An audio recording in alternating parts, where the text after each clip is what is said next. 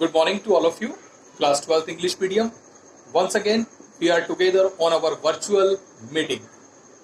Yesterday we read lesson number 20, Swami and Friends, part 1, Monday morning, page number 158, first paragraph. We completed that. Now, today we started page number 52, paragraph number 2. I would like to revise. This is not necessary, but because you have video, whenever you need, you can rewind that video and you can see and you can watch that what we taught before this. But after that, I thought I have to rewind. In this Monday morning, this is the there is a character Swami. His full name was Swami Nathan. He is a small child of a school-going boy, and he was very innocent, and he don't like Monday after the delicious Saturday and Sunday. क्यों school जाता है उसकी वजह देते हैं कि 12:30 बजे एक मेल गुजरता है वहाँ से एम्बैंकमेंट ऑफ, वहाँ से स्कूल के पास में जो रेलवे का एम्बैंकमेंट बना, वहाँ से ग्लाइडिंग करती हुई जो रेल पटरी के ऊपर गाड़ी दौड़ती है, उसको देखने के लिए, छोटे बच्चों को देखने के लिए उसकी उपस्थिति कक्षा के अंदर दिखाई देती है. चलिए, page number 158, 158, paragraph number 2. The first hour passed of quietly. जो पहला घंटा होता है क्लास का, कक्षा का या कालखंड जो हम बोल दें, वो बहुत ही आराम से, easily, quietly passed of, easily निकल गया. कई बार होता है ना कि आज तो फिजिक्स में ऐसा होने वाला है, अकाउंट में ऐसा होने वाला है, और स्ट्रिक्ट टीचर है कि उसमें ऐसा होने वाला है, सर ये पूछेगा, आज मैडम ये पूछेगी. ये 2 पीरियड तो बहुत अच्छे निकल गए, लेकिन तीसरे का भरोसा नहीं है, ये लंच के बाद तक की हालत खराब हो सकती है. तो वैसे ही होता है कि जो पहला कालखंड होता है वो तो अच्छे से निकल जाता है. The second they had arithmetic. और दूसरे कालखंड में क्या था? अरिथमेटिक, मतलब गणित विषय आने वाला था, जो वास्तव में आज से नहीं, शुरू से ही टिपिकल रहा. वेदानायगम went out and returned in a few minutes in the role of an arithmetic teacher.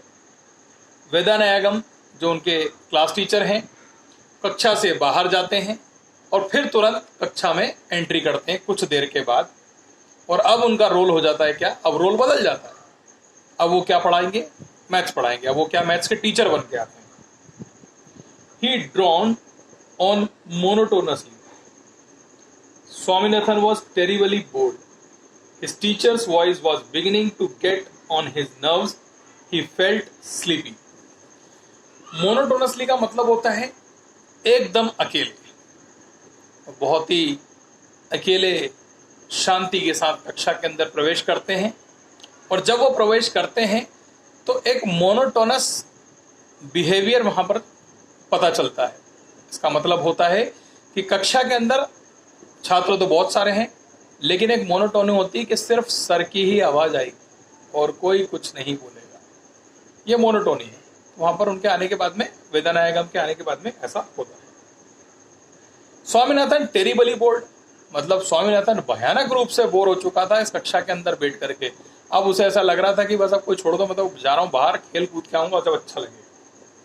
His teacher's voice was beginning to get on his nerves. जब उसके टीचर की आवाज आती है तो उसकी जो नर्व्स होती हैं, हम बोलते हैं नसें फटना, वैसे ही उसका मीनिंग यहाँ पर जो नर्व्स होती हैं, हमारी बायोलॉजी के स्टूडेंट जानते हैं, नर्व्स तंत्रिका तंत्र होती है, वो खिंचने लग जाती हैं, उसमें खिंचाव उत्पन्न हो जाता है, मतलब उसमें तनाव उत्पन्न होता है, यानी कि टेंशन उसमें आना शुरू हो जाता है. He felt sleepy.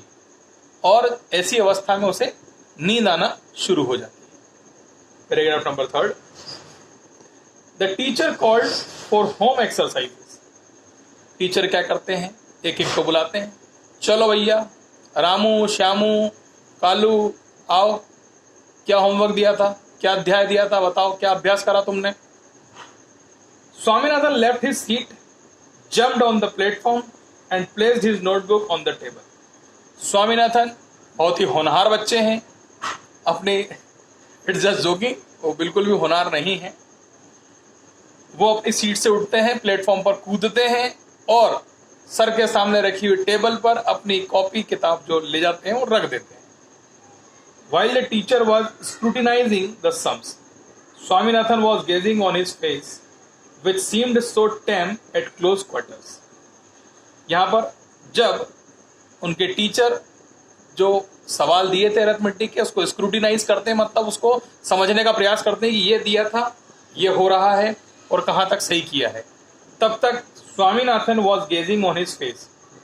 स्वामीनाथन क्या करते हैं, अपने टीचर के चेहरे को घूरते रहते हैं। गेजिंग मतलब घूरना।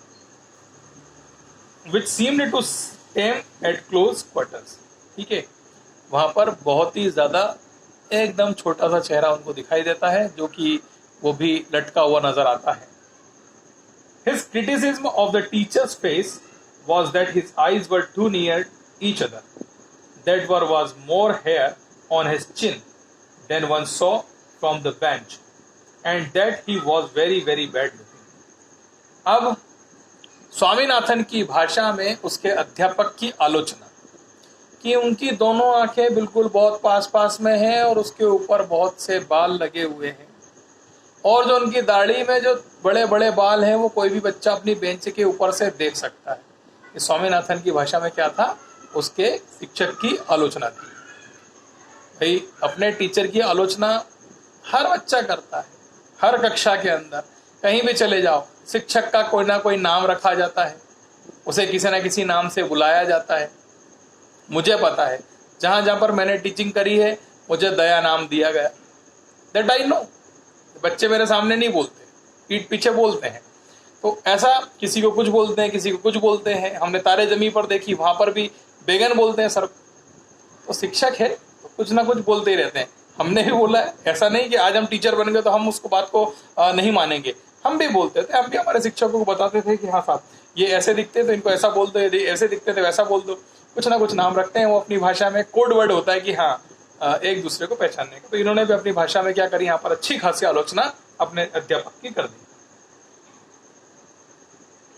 And that he was very very bad looking, और इस प्रकार से उनके अध्यापक बहुत ही बुरे दिखाई देते। नेक्स्ट पेरा, हिज रिवेरी वॉज डिस्टर्ब। रिवेरी हम पढ़ चुके हैं, रिवेरी का मतलब दिवा स्वप्न। जो दिन में वो सपने देख रहे थे स्वामीनाथन जी, उनका सपना क्या हो जाता है, डिस्टर्ब हो जाता है, टूट जाता है। He felt terrible pain in the soft flesh above his left elbow. ये मेरा लेफ्ट हैंड है, ये यहाँ जो एल्बो के ऊपर की तरफ ये वाला जो पोर्शन है, यहाँ पर फ्लैश ही मतलब यहाँ जो मांस होता है, इस पर उन्हें बहुत जोर से दर्द महसूस होता है। टेरिबल दर्द, असहनीय दर्द जो है यहाँ पर महसूस होता है। The teacher was pinching him with one hand and with the other crossing out all the sums. एक हाथ से तो अध्यापक क्या करते हैं कि उसके वहां पर चिकोटी काटते हैं, चिमटी काट रहे होते हैं, चिमटी खोड़ रहे होते हैं, ऐसा भी बोल सकते हैं उस यहाँ पर, ठीक है। तो उसका दर्द, और दूसरे हाथ से वो पेन चला रहे होते हैं कि सारे सम आपके गलत ने काट दिए। अब क्या करा जाए। He wrote very bad at the bottom of the page. Page के अंत में उन्होंने लिख दिया कि वेरी बैड, एक रिमार्क भी दे दिया। चिमटी तो काटी काटी, सारे सवाल गलत भी कर दिए, और नीचे अपने अक्षरों में लिख भी दिया very bad. flung the notebook in स्वामीनाथन्स face and drove him back to his seat. Swaminathan के मुंह पर उसकी किताब फेंक दी, कॉपी फेंक दी। फ्लंग करना मतलब फेंक देना, फेंक दी उसके चेहरे पर। तो बोलते जाओ, बैठ जाओ अपनी जगह पर जाकर के। स्वामीनाथन की तो बहुत बड़ी बेइज्जती हो गई। तो थोड़ी बहुत इज्जत उन्होंने अपनी कक्षा में कमा रखी थी, उनके कचरे हो गए, है ना, ऐसा फील होता है। बट अध्यापक उसके अच्छे के लिए ही ऐसा करते हैं, ताकि वो आगे से ऐसी गलती ना करे। Next para, next period they had history. अगले पीरियड में क्या था, अगले कालखंड में हिस्ट्री मतलब इतिहास का कालखंड था। The boys looked forward to it eagerly. सभी बच्चे जो हैं बहुत ही उत्साह के साथ, ईगरली मतलब इच्छा के साथ आगे की तरफ देख रहे थे। It was taken by D Pillai. History के अध्यापक, उनका नाम था डी पिल्लई, उनके द्वारा यह लेक्चर लिया जाना था। Who had earned a name in the school for kindness and good humour. D Pillai ने अपना एक नाम कमा रखा था, फेमस थे वो गुड ह्यूमर के लिए, अच्छी बातों के लिए, अच्छे ज्ञान के लिए वो फेमस थे, दयालु भी थे। He was reputed to have never frowned or stormed at the boys at any time. उनका रेपुटेशन इसलिए था क्योंकि कभी भी उन्होंने बच्चों के ऊपर तलवार नहीं लटकाई, कभी उन्होंने बाहर नहीं निकाला, या उनके साथ कुछ ऐसा व्यवहार नहीं किया। His method of teaching history conformed to no canon of education. उनका इतिहास पढ़ाने का जो तरीका था वो देख करके ऐसा लगता था कि हाँ, किसी ने इतिहास की तोप एजुकेशन के नाम पर नहीं लगा दी हो। इतिहास भी एक सब्जेक्ट ऐसा है जिसको पढ़ना बड़ा ही मुश्किल होता है, रटना पड़ता है, तारीखें याद करो, 1857 की क्रांति, 1770 में क्या हुआ, जलियांवाला बाग हत्याकांड कब हुआ, तो ये सब याद रखना पड़ता है। He told the boys with a wealth of detail the private histories of Vasco da Gama, Clive, Hastings and others. ठीक है, वो अपने बच्चों को, अपने लड़कों को जो वहां पर पढ़ते थे, उन्हें बहुत अच्छे से जो प्राइवेट हिस्ट्रीज है, मतलब जो हिस्ट्री किताबों में नहीं दी है, वास्को डी गामा के बारे में, क्लाइव के बारे में, हेस्टिंग के बारे में, वो सब उन्हें बताते थे। जो किताबों में नहीं है वो भी उनकी जानकारी थी उनको, तो वो भी उनको देते थे। भाई एक शिक्षक का मतलब ही ये होता है कि किताब में तो दिया हुआ ज्ञान हो आपके पास भी, आप भी किताब पढ़ सकते हो, हम भी किताब पढ़ सकते हैं, लेकिन प्रैक्टिकली क्या एक अप्रोच होती है वो उसका क्या। तो यहाँ पर शिक्षक की वैल्यू यहीं पर है कि वो आपको वो ज्ञान देता है जो उसने जीवन में अर्न किया है, जो उसका अनुभव रहा है, जो उसका एक्सपीरियंस रहा है, और जो चीजें उसे मालूम है बिल्कुल आपको देगा। उसके लिए नहीं है कि नहीं साहब मैं इतना ही दूंगा, इससे ज्यादा नहीं दूंगा, ऐसा नहीं है। हम भी ऐसा नहीं करते हैं कि यहाँ पर वीडियो बनानी है तो बस पाठ पढ़ा दो, भले आप हमारे सामने नहीं है, लेकिन हम जानते हैं कि आप कहीं ना कहीं हमारे समक्ष हैं, हमसे रूबरू हैं, तो उस तरह से आपसे बात की जाती है। जब कहीं लगता है कोई उदाहरण देने की तो बिल्कुल उस उदाहरण को भी दिया जाता है। When he described the various fights in history, जब वह इतिहास में हुई बहुत सारी जो घटनाएं हैं, बहुत सारी जो फाइट्स उनके बारे में बताते हैं, one heard the clash of arms and the groans of the slain, तब वहां पर हर व्यक्ति के कानों में गूंज उठती है, तलवारों की आवाज आती है, सेनाओं के लड़ने की आवाज आती है, वहां पर जो चिल्लाहट होती है उसकी आवाज आती है। He was the despair of the headmaster whenever the latter stole along the corridor with noiseless steps on his rounds of inspection. और उसी के समय हमारे जो हेडमास्टर है विद्यालय के गुजरते हैं, सारी क्लास शांत होती है और वो गुजरते तो उनके पीछे से गुजरने पर जो उनके पैरों के आहट होती है वो हर बच्चे को सुनाई देती है, और समझ जाते हैं कि पीछे जो है हमारे हेडमास्टर जो है हमारी कक्षा का इंस्पेक्शन करने के लिए आ चुके हैं। Next para, next day Swaminathan was at school early, दूसरे दिन स्वामीनाथन जल्दी स्कूल पहुंच जाते हैं।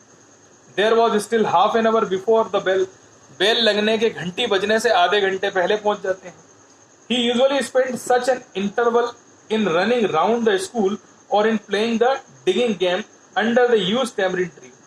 स्वामीनाथन जी का बहुत ही प्रसिद्ध और फेमस गेम है जो विद्यालय में खेलते हैं कि आसपास चारों तरफ घूमना और उसके बाद इमली के पेड़ के नीचे आकर के गड्ढे बनाना। उस समय के उस दौर के बहुत अच्छे खेल हुआ करते थे। I also did the same, but वो मैं अपने स्कूल टाइम में या वहाँ पर स्कूल जाने पर उसके पेड़ के नीचे कहीं नहीं करता था, मैं अपने घर पर इसको करता था। और मैं तो उसमें गड्ढों को खोद करके और माचिस की काड़ियाँ उसके अंदर लगा करके और फिर उसके अंदर बहुत सारे इधर उधर से चींटे कीड़े मकोड़े लाके उसके अंदर पटक देता था, और ये सोचता था कि इसके अंदर से निकलेंगे नहीं। क्यों? क्योंकि मैंने गड्ढा बना दिया और ये बाहर नहीं आ पाएंगे। लेकिन मैं जब तक 2-4 रख के जाता था फिर ढूंढने जाता था, जब तक वो सारे निकल जाते थे, फिर ढूंढ के लाता था।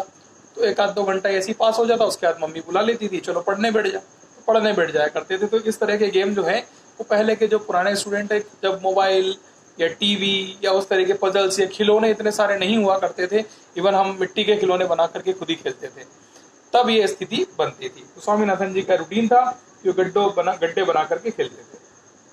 But today he set apart sunk in thought, लेकिन आज स्वामीनाथन अलग थलग बैठे हुए थे और किसी चिंतन में डूबे हुए थे। अब किस चिंतन में डूबे हुए थे ये हम नेक्स्ट वीडियो में देखेंगे। यहाँ पर हम इस वीडियो को समाप्त करते हैं और नेक्स्ट जो है आगे हम इसके पढ़ेंगे। हमारा स्वामीनाथन का जो पार्ट 1 है मंडे मॉर्निंग, इसमें 4 से 5 पैराग्राफ रह गए हैं, कल उसे हम खत्म करेंगे। तब तक घर पर रहें, सुरक्षित रहें, माता पिता की सेवा करते रहें, अपना कार्य करते रहें। किताबें नहीं खरीदी हो तो किताबें खरीद लें। Thank you so much.